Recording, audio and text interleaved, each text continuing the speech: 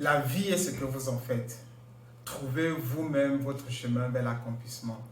Tel est le titre du livre que je vais partager avec vous ce matin. Le résumé, vraiment le point global, c'est que chacun d'entre nous a reçu une vie. Et c'est notre responsabilité de la développer et de devenir qui est-ce que nous voulons être. Ce n'est pas la responsabilité de quelqu'un d'autre. Ce n'est pas la responsabilité de nos États, ni nos économies, ni nos politiques. Mais c'est notre responsabilité à chacun. Alors, je suis Narcisse Kwame, coach certifié de la Maxwell Leadership Team. Et sur cette plateforme, je me propose de partager des idées, des informations, des contenus et des livres surtout qui peuvent nous amener à nous améliorer, nous développer et devenir la meilleure version de nous-mêmes afin que nous puissions accomplir nos rêves les plus profonds. Nous savons généralement que dans la vie, nous croissons de deux façons, soit par nos propres expériences, soit avec l'aide de l'expérience des autres. Or, la lecture des livres, c'est servir de manière favorable de l'information ou de l'expérience des autres. Donc, si tu es nouveau sur cette chaîne et si tu veux faire partie de ceux qui reçoivent 2 fois par mois ces résumés des livres avec des points positifs qu'on peut tirer de ces livres-là, il y a 2 choses à faire. La première, c'est d'activer la cloche de notification pour pouvoir recevoir nos vidéos et aussi t'abonner à la chaîne pour que chaque fois qu'on a une nouvelle vidéo, que tu puisses la regarder. J'ai un peu hésité dans un premier temps à lire ce livre-là quand je sais que l'auteur vient d'une famille très très fortunée. Mais finalement, quand je commençais à lire, je me suis dit, bah, tiens, waouh, il regorge d'énormes informations qui ont littéralement bouleversé un certain nombre de choses dans ma vie.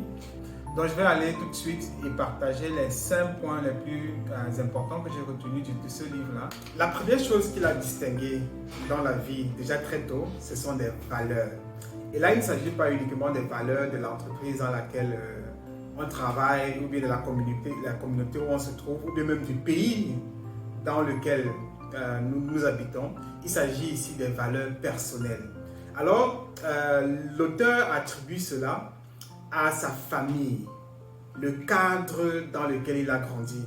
Il a appris 4 choses: la confiance, la tolérance, l'éducation et le goût du travail bien fait. Bien entendu, cela vient de son père et de sa mère qui ont bâti une maison avec ces valeurs-là. Alors, lui déjà très tôt, il a compris que le monde n'est pas nécessairement un endroit mauvais. Donc la perception qu'il avait du monde favorisait un état d'esprit de travail et de confiance dans le résultat du travail accompli. Donc cette confiance, cette tolérance et l'éducation ont fait en sorte que sans cesse il explore avec des nouvelles idées, sans cesse il connecte avec des nouvelles personnes à travers le monde entier, sans barrière et sans frontières du tout. Peu importe la race, peu importe le statut social, peu importe le niveau scolaire même. Donc cela lui a permis d'explorer avec tellement d'idées, tellement d'opportunités, d'étendre ses connaissances et d'étendre ses limites également.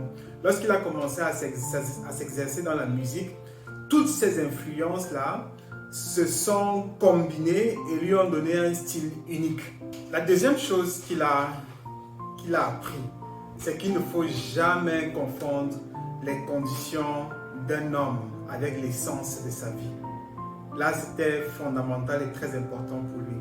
Parce que personne n'a choisi d'être là où il est né. Lui, là, il est né dans une famille fortunée et il n'a rien fait pour naître dans une famille fortunée. Il a eu certains avantages, forcément. Et d'autres personnes ne sont pas nées dans des familles fortunées comme lui et ils n'ont pas choisi de le faire.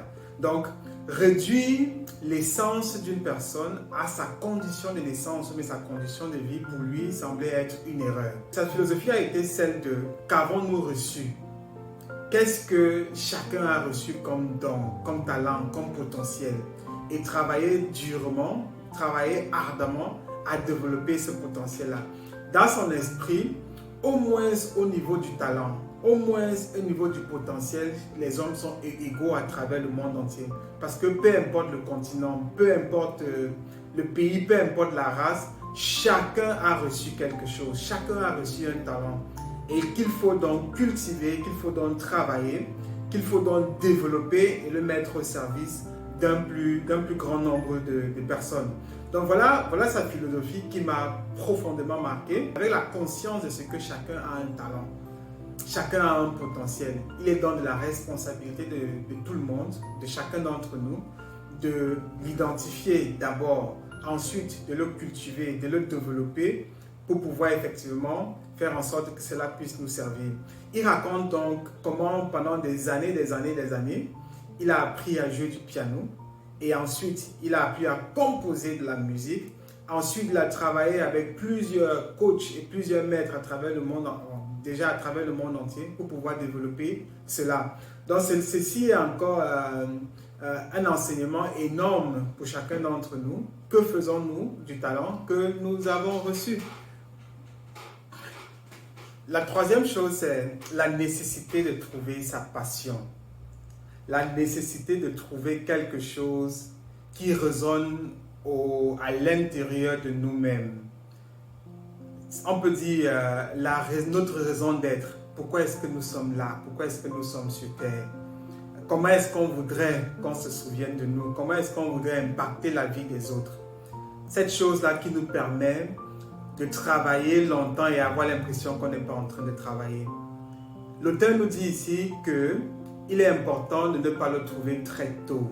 Dans son cas, il a dû s'exercer et faire beaucoup d'autres choses. Et à chaque fois qu'il essayait une chose, il se rendait compte que ce n'était pas exactement ce qu'il voulait. À chaque fois, il se rendait compte que non, il manquait encore un petit truc là. Mais finalement, après s'être exercé à plusieurs activités, plusieurs choses, il s'est finalement rendu compte ce qui lui permettait d'être en unité avec le monde entier. Ce qui permettait à son cœur de vibrer. Ce qui permettait à son essence de résonner avec beaucoup plus de force. Donc moi je pense que c'est aussi une interpellation pour chacun d'entre nous, du moins pour ceux qui n'ont pas encore trouvé leur passion, de prendre du temps, d'identifier leur passion, d'identifier cette chose-là qu'ils voudraient servir au monde entier, cette chose-là qui leur permet d'être en paix. La quatrième chose, c'est une fois qu'on a trouvé notre passion, une fois qu'on a trouvé notre raison d'être, on doit travailler sans relâche pour la mener à existence.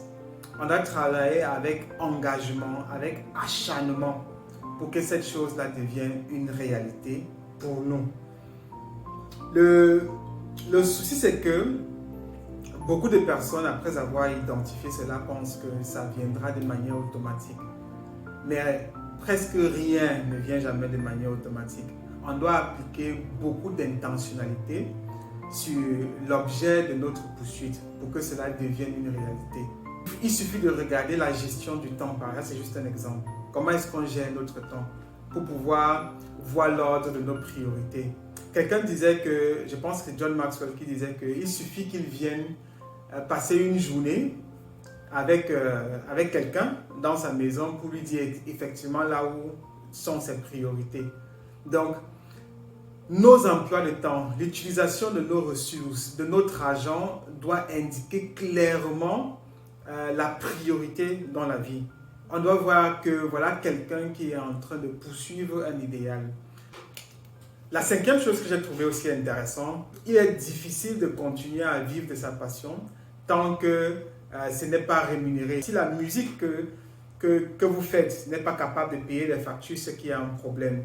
Si l'écriture, le livre qu'on publie n'est pas capable de générer du revenu, c'est qu'il y a un problème.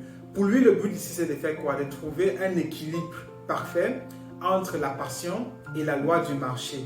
Entre ce que vous faites et que vous voulez faire et ce que le marché a besoin. C'est cet équilibre-là qui permet, dans un premier temps, de s'améliorer dans son art et dans un deuxième temps, de créer de l'impact aussi dans la société. Donc, je vais le partager comme ça avec toi. Les 5 points, pour moi, les plus importants que Peter développe dans son livre, étant lui-même le fruit de l'engagement d'un travail acharné pour créer lui-même une vie qui n'a rien à voir avec la vie de son père, la vie que le prédestinait, l'environnement dans lequel il a grandi. Mais moi, ce que j'ai retenu vraiment, qui m'ont boosté davantage, c'est le sens de l'engagement, l'importance de l'engagement. Plusieurs fois dans le livre, il va raconter des événements heureux qui sont arrivés parce qu'il était engagé avec passion dans sa voie. Le premier contrat qu'il a eu avec Kevin Costner sur la réalisation d'un grand projet, d'un grand film qu'il réalisait avec les Indiens des Amériques, vient du fait de son engagement, vient du fait de son travail et d'un album qu'il avait créé effectivement pour les Indiens de l'Amérique. Donc, on a l'impression qu'ici se retrouve une loi que les psychologues ont généralement appelée la loi de la correspondance, qui tout simplement veut dire que lorsqu'on est engagé dans un processus, donc lorsqu'on y travaille avec discipline, avec acharnement, on a l'impression que le monde entier travaille en notre faveur, s'arrange à ce que nous puissions un jour ou l'autre trouver la solution aux problèmes auxquels nous sommes exposés. Donc voilà de manière vraiment sommaire le résumé, si je peux me permettre, de ce que j'ai tiré du livre de Peter Buffett. Donc, je vous attends dans les commentaires. Quel livre est-ce que vous êtes en train de lire actuellement? Faites des recommandations et on pourra en discuter dans la prochaine vidéo. Pourquoi pas faire une vidéo sur le livre que vous êtes en train de lire actuellement. D'ici là, abonnez-vous si vous voulez continuer à recevoir des vidéos pareilles et activer la cloche de notification.